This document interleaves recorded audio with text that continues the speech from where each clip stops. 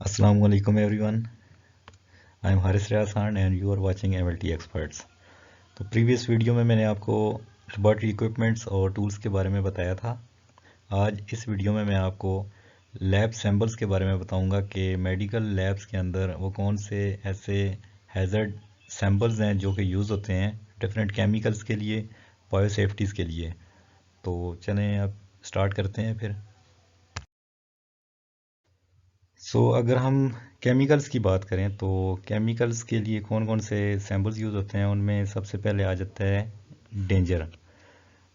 Danger वाला जो sample है ये कुछ केमिकल्स में ऊपर लेबल किया हुआ होता है। ये लैब पर्सनल्स के लिए ये डेंजरस होते हैं ये केमिकल्स, और इनके लिए ऐसा सैम्पल यूज़ होता है। सेकंड वन जो है हमारे पास वो है फ्लेमेबल। इस सैम्पल पे फायर का हमारे पास साइन होता है, और ये फ्लेमेबल्स केमिकल्स होते हैं हमारे पास जो कि आग पकड़ लेते हैं। थर्ड वन जो हमारे पास सैम्पल है वो है ऑक्सीडाइज़र्स। ये ऑक्सीडाइज़र्स सैम्पल्स के लिए यूज़ होता है, ऐसे केमिकल्स के लिए जो कि ऑक्सीडाइजेशन काज कर सकते हैं। देन हमारे पास आ जाता है एक्सप्लोसिव सैम्पल। एक्सप्लोसिव सैम्पल जो हमारे पास वो है वो यूज़ होता है हमारे पास लैब में, वो केमिकल जो कि एक्सप्लोजन काज कर सकते हैं। देन उसके बाद आ जाता है क्रोसिव लैब सैंपल। तो क्रोसिव लैब सैंपल जो है ना वो स्किन पेनिट्रेशन या फिर हमारे पास जो जो फिजिकल कांटेक्ट होता है जो कि हमारे पास स्किन कंटेमिनेशन काज कर सकता है बॉडी में, उन केमिकल्स के लिए भी ये सैंपल यूज़ होता है। देन हमारे पास आ जाता है लिक्विफाइड गैस। ये वाला जो सैंपल है ये अगर किसी भी केमिकल के कंटेनर पर मेंशन किया हुआ होता है तो ये इंडिकेट करता है लिक्विफाइड गैस को या कंप्रेस्ड गैस को। देन उसके बाद आ जाता है हमारे पास एक्वेटिक वार्निंग सेंसिटाइज़र कि हमारे पास जो ऐसे केमिकल्स जो कि एक्वेटिक लाइफ के लिए वो हैज़ार्डियस हैं, तो उनके लिए भी हमारे पास इस तरह का ये सैम्पल साइन यूज़ होता है। देन उसके बाद ये तो जो केमिकल्स हैं ये कैंसर काजिंग हमारे पास केमिकल्स हैं जिनकी वजह से कैंसर हमारे पास म्यूटाजेनेसिस हो सकती है बॉडी में। तो इनके लिए फिर ये वाले जो दो सैम्पल्स हैं ये यूज़ होते हैं। अगर हम फ्लेमेबल्स की बात करें तो फ्लेमेबल्स हमारे पास वो कौन कौन से ऐसे केमिकल्स जो फ्लेमेबल्स हैं और वो कैसे हम आइडेंटिफाई करते हैं। Any substance that will burn if expose to an open flame. वो ऐसे केमिकल्स जो कि अगर किसी भी फायर के नज़दीक आप उसको करें तो वो आग पकड़ लेते हैं, उनको हम फ्लेमेबल्स भी कहते हैं। और उनको आइडेंटिफाई किस तरह किया जाता है, इस सैम्पल्स के ज़रिए। देन आ जाता है हमारे पास एक्सप्लोसिव सैम्पल। अब एक्सप्लोसिव की आइडेंटिफिकेशन हम लोग कैसे करते हैं कि वो substances that made explode if expose to heat और फ्लेम। अगर उनको फ्लेम के पास, अगर वो आग के पास उनको रखा जाए या फिर किसी भी गर्म जगह पर उसको केमिकल्स को रखा जाए तो वो कुछ टाइम के बाद वो एक्सप्लोड हो जाते हैं। एक धमाका धमाका टाइप उनका वो एक्सप्लोजन होता है जो कि लैब के लिए डेंजरस है और लैब पर्सनल्स के लिए भी डेंजरस है। अब टॉक्सिक और पॉइजन जो हमारे पास ये भी केमिकल्स होते हैं जो कि स्टेरिलाइजेशन के लिए यूज़ किए जाते हैं, तो उनके लिए जो सैंपल है वो यूज़ करते हैं ये स्कल और क्रास हमारे पास जो बोन उसमें होती हैं। अब टॉक्सिक हमारे पास क्या है, वो सब्सटेंसेस जिनकी वजह से डेथ हो सकती है अगर उनको इनहेल किया जाए, इंजेस्ट किया जाए या फिर वो स्किन के ज़रिए अब्जॉर्ब हो जाएं, तो वो फिर इंसान को डेथ काज कर सकते हैं। उनको हम टॉक्सिक पॉइजन केमिकल्स कहते हैं और उनकी आइडेंटिफिकेशन इस सैंपल के ज़रिए की जाती है। देन हमारे पास क्रोसिव हमारे पास केमिकल्स कौन कौन से होते हैं, वो सब्सटेंसेस जो कि किसी भी लिविंग टिश्यू को डिस्ट्रॉय कर सकते हैं या बर्न कर सकते हैं या फिर वॉश अवे कर सकते हैं। जैसे हमारे पास स्किन की अगर बात करें हम लोग, ठीक है, स्किन में अगर कोई केमिकल हमारे पास अगर कोई टच हो जाता है, जैसे HCl की हम बात करते हैं, तो वो फिर इंसान की जो स्किन है वो जल जाती है। तो उसके लिए फिर ये वाला जो सैंपल है, ये वाला ये यूज़ किया जाता है कोरोसिव सब्सटेंसेस के लिए। अब हम बात करते हैं इरिटेंट की, कि इरिटेंट हमारे पास क्या है। इरिटेंट केमिकल्स वो केमिकल्स होते हैं जो कि इन्फ्लेमेशन काज कर सकते हैं। इन्फ्लेमेशन काज कर सकते हैं जब वो केमिकल्स इंसान की स्किन को या म्यूकस मेम्ब्रेन को टच होते हैं। तो इनके लिए हमारे पास जो सैम्पल यूज़ होता है वो है ये क्रास वाला। ये हमारे पास ये इरिटेंट लैब के लिए, ये लैब सैम्पल के लिए यूज़ किया जाता है। दैन हमारे पास इन्वायरमेंटल सैम्पल यूज़ किया जाता है इसके लिए, इन्वायरमेंटल हैज़र्ड्स के लिए। अब वो सब्सटेंसेस जो कि इन्वायरमेंट के लिए हार्मफुल होते हैं उनको हम लोग इस सैम्पल के ज़रिए रिप्रेजेंट करते हैं। अब इन केमिकल्स को डिस्पोज ऑफ करना बहुत लाजमी है, और वो भी प्रॉपरली डिस्पोज ऑफ करना लाजमी है। ऐसे ही हम इन केमिकल्स को जब एक्सपायर हो जाते हैं तो हम ऐसे उनको वेस्ट नहीं कर सकते, प्रॉपरली डिस्पोजल हम लोगों ने इनका करना होता है। सो अगर हम कम्युलेटिव बात करें तो ये हमारे पास लैब सैंपल्स हैं, साइंस हैं जो कि यूज़ किए जाते हैं। इनमें ये इन्वायरमेंट के लिए, इन्वायरमेंटल हैज़र्ड के लिए यूज़ किया जाता है। दैन ये वाला जो सैंपल है ये फ्लेमेबल्स, ये उन केमिकल्स के लिए यूज़ किया जाता है जो कि फ्लेमेबल्स होते हैं। देन उसके बाद हमारे पास एक्सप्लोसिव केमिकल्स के लिए ये वाला सैंपल की यूज़ किया जाता है। देन इरिटेंट्स के लिए ये वाला यूज़ किया जाता है। टॉक्सिक जो हमारे पास सब्सटेंसेस होते हैं उनके लिए ये वाला साइन यूज़ किया जाता है। जो हाईली फ्लेमेबल होते हैं उनमें ये वाला साइन होता है, प्लस इसमें ये F+ लिखा हुआ होता है जो कि हाईली फ्लेमेबल को आइडेंटिफाई करता है। देन हमारे पास कोरेसिव केमिकल्स के लिए ये वाला सैम्पल यूज़ किया जाता है, और ऑक्सीडाइजिंग एजेंट्स के लिए हमारे पास ये वाला ये सैम्पल यूज़ किया जाता है। फिर जो हमारे पास बायोलॉजिकल एजेंट्स हैं या फिर बायो टेररिस्ट हमारे पास एजेंट्स होते हैं जो कि बहुत ज़्यादा हज़ार्डियस होते हैं इंसानों के लिए, उनके लिए ये वाला सैम्पल यूज़ किया जाता है। देन वेरी टॉक्सिक हमारे पास जो केमिकल्स होते हैं उनके लिए ये वाला सैम्पल यूज़ किया जाता है जिनमें T+ लिखा हुआ होता है, टॉक्सिक प्लस।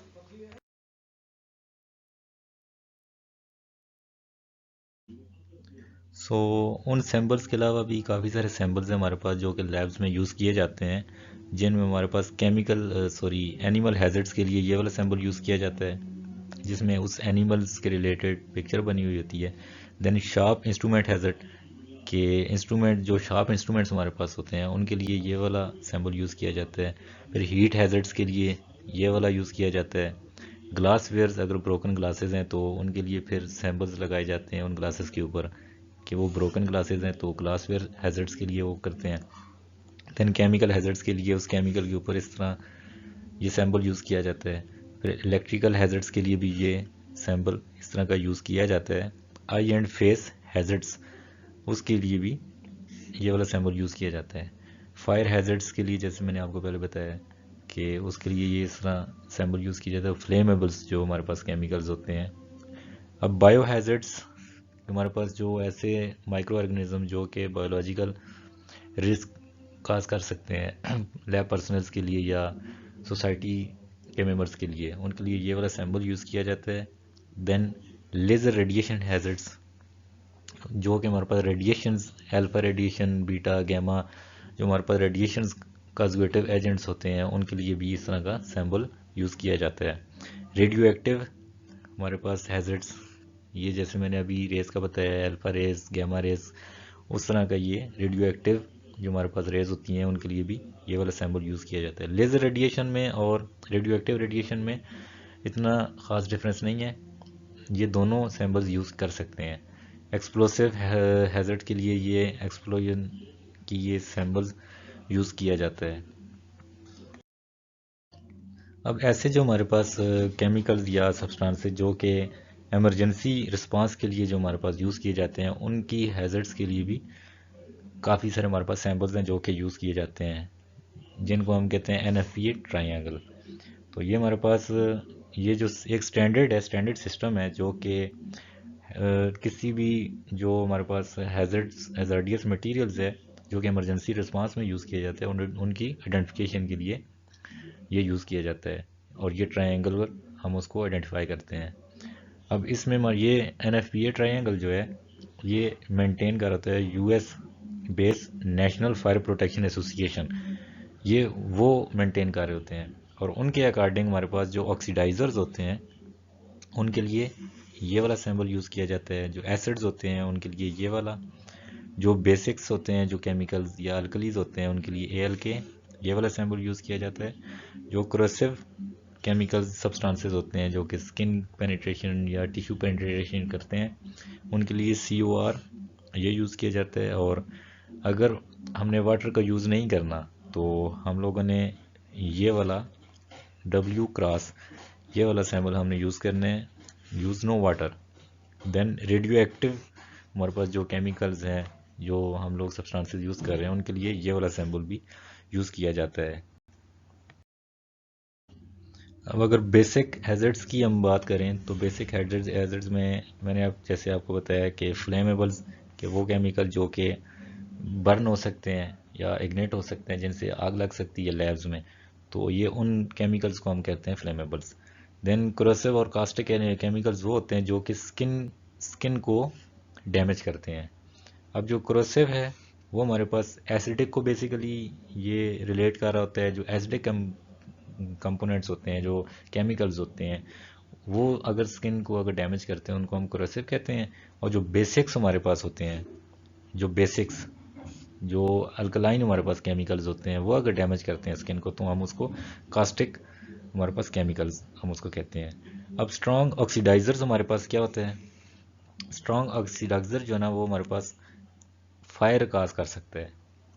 अगर वो किसी एक केमिकल से दूसरी केमिकल में अगर उसकी अटैचमेंट हो जाती है तो वो फिर एक्सट्रीमली रिएक्टिव भी होते हैं और वो आग उनसे लग सकती है।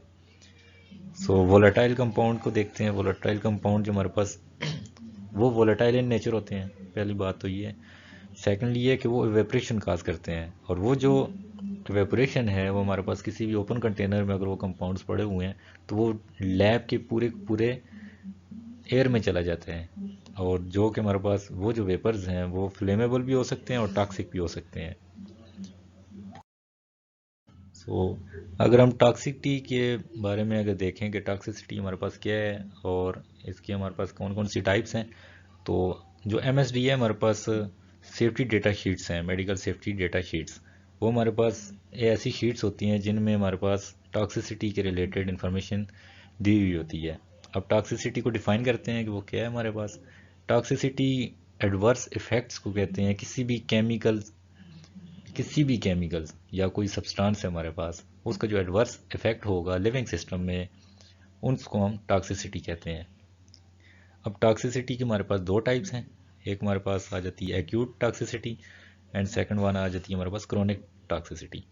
अब एक्यूट टॉक्सिसिटी हमारे पास वो टॉक्सिसिटी होती है जो कि कोई भी केमिकल है वो रेडली एकदम से अगर ह्यूमन बॉडी पे उसका अगर अटैचमेंट होती है तो वो अब्जॉर्ब भी हो जाता है और सिंगल अटैचमेंट में ही वो एक्सपोज भी हो जाता है। One time single time exposure वो अगर अटैचमेंट हो जाता है केमिकल के साथ तो वो एक्सपोजर होगा और उसका एडवर्स इफेक्ट हमारी बॉडी में आएगा। जो क्रोनिक टॉक्सिसिटी है वो हमारे पास इफेक्ट शो करती है लेकिन वो रिपीटेड एक्सपोजर से होती है, वो एकदम से रिकरेंटली वो नहीं करती, वो एक टाइम के साथ करती है। उस टाइम में हमारे पास डेज भी आ जाते हैं, मंथ्स भी आ जाते हैं, ईयर्स भी आ जाते हैं। लेटेंट इफेक्ट होता है इन टॉक्सिन का। और जो एक्सपोजर्स होता है वो हमारे पास कमुलेटिव होता है, वो फ्रीक्वेंट नहीं होता, एकदम से नहीं होता, उसका लेटेंट रिस्पॉन्स होता है। अब जो हमारे पास MSDS जो हमारे पास medical data safety data sheets हमारे पास हैं उनमें कुछ टर्म्स यूज़ होती हैं जिनमें हमारे पास सबसे पहले जो टॉक्सिक कंपाउंड्स के लिए यूज़ किया जाता है वो है कार्सिनोजन। अब कार्सिनोजन उन सब्सटेंसेस को कहते हैं जो कि कैंसर काज करते हैं। और सेकंड वन हमारे पास जो है वो है ट्रेटोजन। ट्रेटोजन्स वो केमिकल्स हैं जो कि बर्थ डिफेक्ट्स काज कर सकते हैं। अब हेपेटोटॉक्सिक वो केमिकल्स जो कि लिवर डैमेज कर सकते हैं। देन नेफ्रोटॉक्सिक जो वो केमिकल्स जो कि हमारे पास किडनी को डैमेज कर सकते हैं। देन न्यूरोटॉक्सिक्स आ जाते हैं, वो केमिकल जो कि हमारे पास नर्वस सिस्टम को डैमेज कर सकते हैं। देन आ जाते हैं हमारे पास हेमेटोपोइटिक्स। मेटोपोइटिक मीन्स कि जो ब्लड सेल्स या फिर बोन मैरो सुप्रेशन काज करते हैं उन केमिकल्स के लिए डील किया जाता है। तो अब हम देखते हैं कि हमारे पास कॉमन रूट्स ऑफ एक्सपोजर्स कौन कौन से होते हैं। अब रूट ऑफ एक्सपोजर से मुराद ये है कि वो ऐसे केमिकल्स अगर इंसान की बॉडी में इंटर होता है, ठीक है, तो वो किन किन रूट्स के ज़रिए इंटर हो सकता है। तो उसमें सबसे पहले आ जाता है हमारे पास इनहेलेशन। अब जो इनहेलेशन है ये हमारे पास सबसे कॉमन रूट ऑफ एक्सपोजर है, ठीक है, ये जो मोस्टली लैब्स में होता है।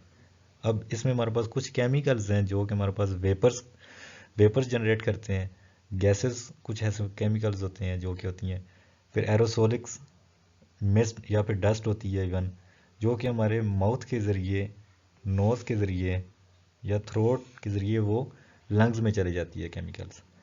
अब जब लंग्स में जाते हैं तो वो पूरे बॉडी में सिस्टेमिकली स्प्रेड होते हैं। तो ये हमारे पास फर्स्ट आ गया। सेकंड वन जो हमारे पास है वो है स्किन एंड आई कांटेक्ट। अब जो हमारे पास स्किन है वो प्राइमरी हमारे पास बैरियर है, डिफेंसिव हमारे पास मैकेनिज्म में। अब कुछ केमिकल्स ऐसे हैं जो कि पेनिट्रेट करते हैं स्किन्स को, जैसे कोरोसिव केमिकल्स का मैंने, कास्टिक केमिकल्स का मैंने बताया आपको। अब ये जो हमारे पास केमिकल्स हैं ये अगर इनडायरेक्टली भी हमारे पास, अगर ये ग्लासेस के थ्रू, अगर हम लैब में काम कर रहे हैं, हमारी आई साइट वीक है, हमने ग्लासेस यूज़ कर रहे हैं, तो हम अपने हाथ अपने ग्लासेस को लगाते हैं ठीक करने के लिए, तो उसके थ्रू भी हमारे पास ये आइज़ में केमिकल्स जा सकते हैं। तो फिर यह है कि ये जो हमारे पास अगर टच कर रहे हैं तो ग्लव्स को हमने उतारना है, ग्लव्स उतार के उसके बाद हमने अपने ग्लासेस को सेट करने हैं, फिर हमने ग्लव्स पहनने हैं। किसी किस्म का हमने अपनी आइज़ को कंप्रोमाइज़ नहीं होने देना। अब जो आई एक्सपोजर है वो इनडायरेक्ट भी होता है और डायरेक्ट भी होता है।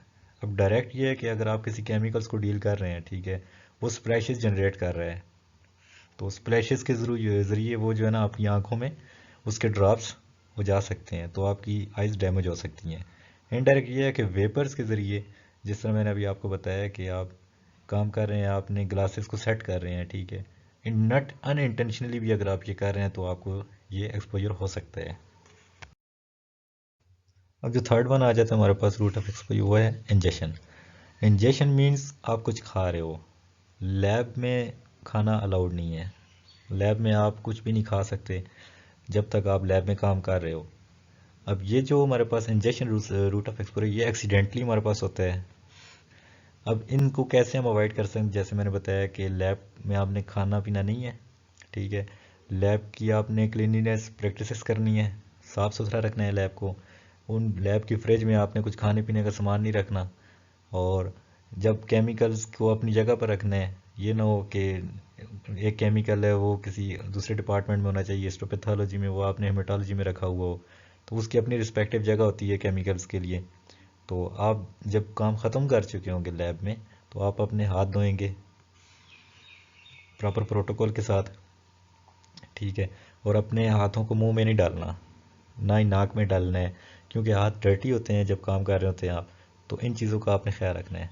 देन फोर्थ वर्ड हमारे पास आ जाता है वो है इंजेक्शन। इंजेक्शन मीन्स के आप किसी भी, अगर ब्रोकन ग्लास है, कोई भी ब्रोकन कंटेनर है, या इवन कोई सरेंज है आप डील कर रहे हो, ठीक है, तो वो पेनिट्रेट हो जाती है आपकी स्किन के थ्रू। तो उनमें अगर कोई माइक्रो ऑर्गेनिज्म है या वो कंटेमिनेटेड है, सरेंज है, कंटेनर है, या कोई भी ऐसा ग्लासवेयर है, तो वो आपकी बॉडी में वो कंटेमिनेशन काज कर सकता है। अब जो हमारे पास केमिकल्स हैं वो कट भी कर सकते हैं कुछ है, जैसे कोरोसिव केमिकल्स का मैंने आपको बताया कि वो हमारे पास वो स्किन पेनिट्रेशन करते हैं। तो इंजेक्शन मीन्स के इंट्रोड्यूस्ड हो जाता है हमारे पास कोई माइक्रोवेव ब्रोकन ग्लास के ज़रिए, सिरेंज के ज़रिए, या कोई ऐसा हमारे पास सब्सटेंस है जो कि हैज़ार्डियस है स्किन के लिए। अब ये नीचे इसमें लिखा हुआ है remember that no chemicals, remember that chemicals no matter how hazardous, chemical चाहे जितने भी वो हैज़ार्डियस हैं या नहीं है, वो हार्मफुल नहीं होते जब तक आपके साथ उनका एक्सपोजर ना हो। अब अगर इन केस अगर लैब में हमारे पास कोई किसी भी वजह से हमारे पास एक्सीडेंट हो जाता है, तो उस सिचुएशन में हम लोगों ने क्या करना है। वो कौन सा ऐसा हमारे पास इमरजेंसी रिस्पांस होगा जो हम लोगों ने फॉलो करना है। उसमें सबसे पहली चीज़ आ जाती है वो है हमने रिपोर्ट करना है। जो भी एक्सीडेंट होता है या फिर इंजरी हो जाती है, हमने अपने टीचर को फिल फोर या फिर अपने जो हमारे पास उस लैब का जो हेड होगा उसको हमने अथॉरिटी को बताना है कि ये इंसिडेंट हो गया है हमारी लैब में इस बंदे के साथ। सबसे पहली बात ये। सेकंड वन ये है कि आप कोई भी केमिकल अगर डील कर रहे हैं तो उस केमिकल के बारे में आपको पता होना चाहिए कि इसमें कौन सी हैज़र्ड हमारे पास है। ठीक है, और उसमें आप तभी आप आइडेंटिफाई करोगे जब आपको सैम्बल्स का आइडिया होगा कि यार कि इसमें ये वाली सैम्बल इस केमिकल के लिए यूज़ की जाती है और इस सैम्बल का ये मतलब है। सेफ्टी हैज़र्ड्स को एसोसिएट करना है केमिकल्स के साथ कि ये कौन सा केमिकल है और ये क्या काज कर सकता है। थर्ड वन हमारे पास जो आ जाता है वो है आई एक्सीडेंट। अगर आइज़ में स्प्लैशेस वगैरह अगर आपके आइज़ में चले जाते हैं या इनडायरेक्टली अगर आप अपने ग्लासेस को सेट कर रहे हो तो उस सिचुएशन में आपने 15 मिनट्स तक टेप वाटर जो हमारे पास नलके का पानी होता है 15 मिनट तक आपने धोना है विदाउट रबिंग। रब आपने नहीं करना, इससे आइज़ और ज़्यादा ख़राब होती हैं। देन हमारे पास फायर बर्न, अगर आग लग जाती है या फिर कुछ ऐसी सिचुएशन होती है उसमें आपने फायर एक्सटेंशन का यूज़ करना है, आग को मिनिमाइज़ करना है। और जो विक्टिम है हमारे पास, जिस बंदे को आग लगी है या डैमेज हुआ है, उस पर आपने ब्लैंकेट डालकर कवर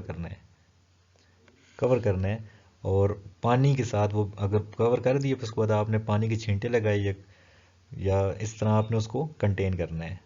और ब्लैंकेट आपने रिमूव नहीं करना जब तक इमरजेंसी अटेंशन नहीं मिल जाती। अब अगर ये केमिकल्स हैं, ठीक है, तो उनकी शेल्फ लाइफ कंप्लीट हो चुकी है या फिर हम लोगों ने यूज़ कर चुके हैं उसको, तो उसके बाद हमने उसका वेस्ट कैसे करना है, डिस्पोजल कैसे करना है हमने। तो वेस्ट डिस्पोजल के लिए एक अपना प्रोटोकॉल होता है। जो सबसे पहले जो हमने कंसिडरेशन करनी है वो क्या है कि हमने अपने टीचर को पूछना है, अपने लैब अथॉरिटी को, जो हमारा हेड है लैब में, जो सीनियर बंदा है, उसको हमने कहना है कि ये हमने कैसे डिस्पोज करना है और कहाँ करना है, where and how to dispose. हमने ये कहाँ पे डिस्पोज करना है, उनकी रिस्पेक्टिव जगह होती है, उनके अपने बॉक्सेस होते हैं।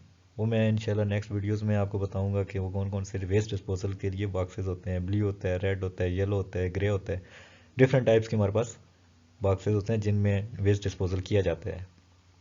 देन हमारे पास नेवर पोर एनीथिंग डाउन।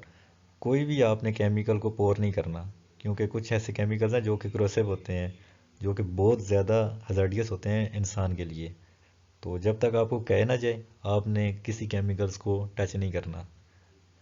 कंप्लीट हो गया, आपका एक्सपेरिमेंट ख़त्म हो गया, उसके बाद आपने उस केमिकल्स को पोर डाउन करना है जब तक आपको कोई सीनियर बंदा कह नहीं देता कहाँ पे करना है। देन हमारे पास आ जाता है वेस्ट बॉटल। अब वेस्ट बॉटल है हमारे पास, वो सप्लाईज के साथ हमारे पास होती है, अवेलेबल होती है, जो कि हमारे पास आपने उसको ड्रेन डाउन नहीं करना। वेस्ट बॉटल को आपने ड्राउन डाउन नहीं करना, क्योंकि वो वेस्ट बॉटल है, वो उसमें वेस्ट ही होता है। वो हमारे लिए इतना एडवांटेजियस नहीं होता, इस वजह से ही उसको वेस्ट बॉटल कहते हैं। सो अगर हम रीज़न्स की बात करें कि प्रॉपर वेस्ट डिस्पोजल्स क्यों हमारे पास ज़रूरी है, उसकी रीज़न्स क्या हैं, तो सबसे पहली रीज़न हमारे पास जो है वो आ जाती है कि ये जो केमिकल्स होते हैं, जो हैज़ार्डियस केमिकल्स हैं, ये अगर ड्रेन डाउन कर दिए जाएं तो पहला उसका नुकसान होता है वो है पोल्यूशन, कि इन्वायरमेंटल पोल्यूशन होती है। जो हमारे पास वाटर्स होते हैं, लेक्स होते हैं या रिवर्स होते हैं, या इवन और भी हमारे पास जो पोल्यूशन की टाइप्स होती हैं, वो हमारे पास जैसे एयर पोल्यूशन है, लैंड पोल्यूशन है, तो ये पोल्यूशन काज कर सकते हैं ये जो हजार्डियस केमिकल्स है, अगर उनकी प्रॉपर वेस्ट डिस्पोजल ना किया जाए। ठीक है। सेकंड वन जो है हमारे पास वो है प्लांट एंड एनिमल्स, उनके लिए हजार्डियस है। ये जो केमिकल्स हैं लैब के, जो हमारे पास जो वेस्ट होते हैं, ये प्लांट्स के लिए भी हजार्डियस होते हैं और एनिमल्स के लिए भी होते हैं।